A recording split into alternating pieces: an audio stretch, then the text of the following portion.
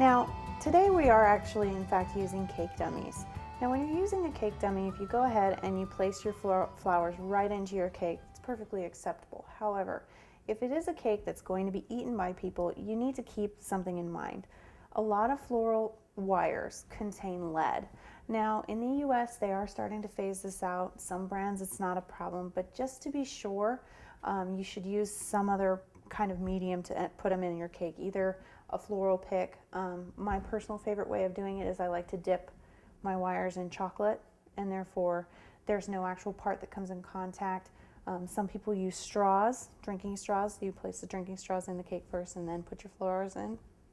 All of these things are really important to keep in mind for the safety of your clients and your family and your friends.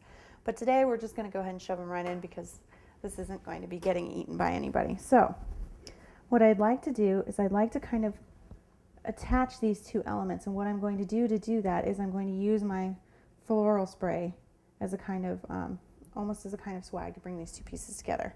So the placement is pretty important because it's going to kind of dictate how your eye follows the cake.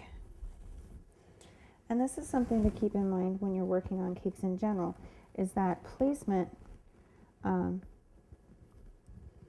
can really dictate where you kind of see things happening. Oop. Don't shove it off your cake stand. There we go. So here's what I'm going to do is I'm going to kind of move this forward and bend my leaves. There we go.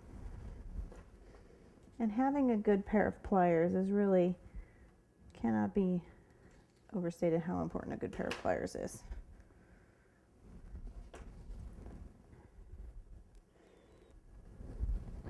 And then this one, because it's nice and light, we're going to go ahead and place right here on the top. Like I said, we've got this almost swag going on where the line of sight is brought down in this curve. Okay. And then we're going to go ahead and bend these down, kind of manipulate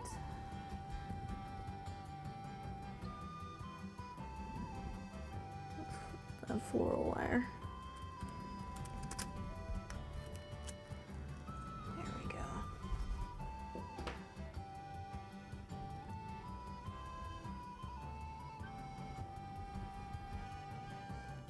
And then we have our finished Irish-inspired wedding cake. I hope you enjoyed watching it as much as I enjoyed showing it to you. And may the luck of the Irish be with you.